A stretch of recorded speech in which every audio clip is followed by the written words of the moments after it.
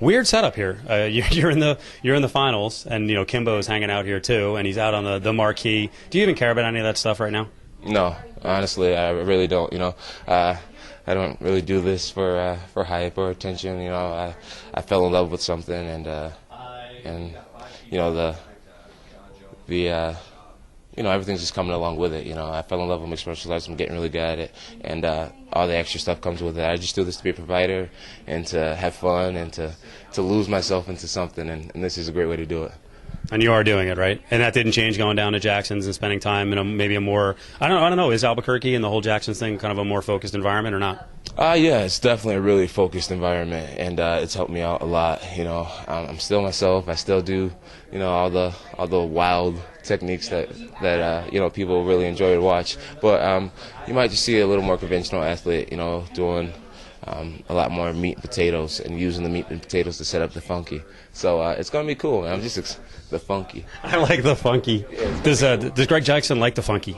I think he loves the funky. Does he? Oh, yeah. He's a martial artist, and we both kind of believe that any technique could be utilized as long as you make it your own and really work at it. So it could be the silliest looking thing. You practice it enough and believe in what it is, and you can pull it off. So, and he realizes that, so he allows me to do the funky. So I don't want you to pat yourself on the back. Maybe kind of scan the guys in your age range, like the 22 to 26-year-olds. The sport does seem like it's changing. There are still brawlers out there, but there's a lot more, cerebral folks, and kind of it's a thinking man's game. And there's still, brute strength and all that, and the killer instinct. But it kind of does seem like it's changing. Yeah, the sport's changing. Records are being broken every day in other sports. Kids are getting faster, stronger, bigger, smarter, and it's changing. I'm just so excited to be a part of it and be one of those young kids. Yeah. You guys are both upstate New York guys. Have you crossed paths with Hamill? Have you rolled with him in the past? Have you ever had a chance to work with him at all?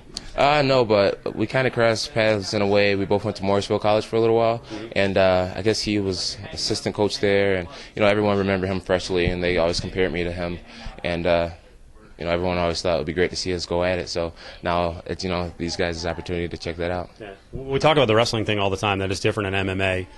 What do you think it's going to be like going against him? Because he seems to have kind of nullified just about everyone in the strength department. He has a kind of freakish strength, and yet, you've done the same thing. We're watching you take Stephan Bonner and throw him over your head. So what do you think it's going to be like locking horns with a guy who supposedly has legendary strength?